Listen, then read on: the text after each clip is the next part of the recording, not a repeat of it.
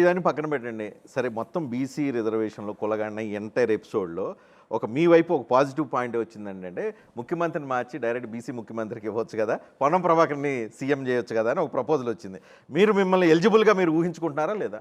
Sir ఇప్పుడు నేను eligibility కాదా అనేటువంటి అంశం చర్చకు అవసరమే కాదు అది అయన్నీ సందర్భం. పక్కన పెట్టేసారు. Sir, you are eligible for ముఖ్యమంత్రి నేనేమన్నా పోస్టా కాదా? నేను ముందు ఇటువంటి డిస్కషన్ రాకముందు కూడా జై బాపు, జై భీమ్, జై సంవిధానం అని చెప్పిన. నేను కాంగ్రెస్ పార్టీ కార్యకర్తను. మీరు ఇంతకుముందు ఒకసారి మంత్రినే తీసేస్తారన్నారు, ఇప్పుడు ముఖ్యమంత్రి చేస్తారంటూ నేను ఇప్పుడు దీనికి సంబంధించి అప్పుడు కూడా నేనేం ముఖ్యమంత్రిగా పొన్నం ప్రభాకర్ని పెట్టాలని చెప్పి బీఆర్ఎస్ నుంచి ఒక డిమాండ్ వచ్చినప్పుడు మీ మనసులో సంతోషం వచ్చిందా లేదా? బీఆర్ఎస్ పార్టీకి ఏం సంబంధం?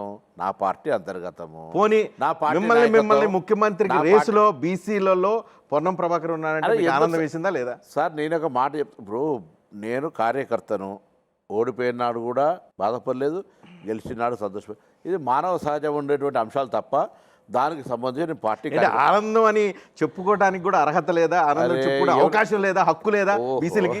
రజనీకాంత్ అట్లా దాన్ని అట్లా కాదు, ఒక బీసీలకి ముఖ్యమంత్రి పదవికి అర్హులు అని చెప్పుకునే ఒక మాట మాత్రం చెప్తారు. కాంగ్రెస్ పార్టీ తరఫున బీసీలకు న్యాయం జరగాలని కోరుకునే దాంట్లో బరాబర్ ఉంటాం.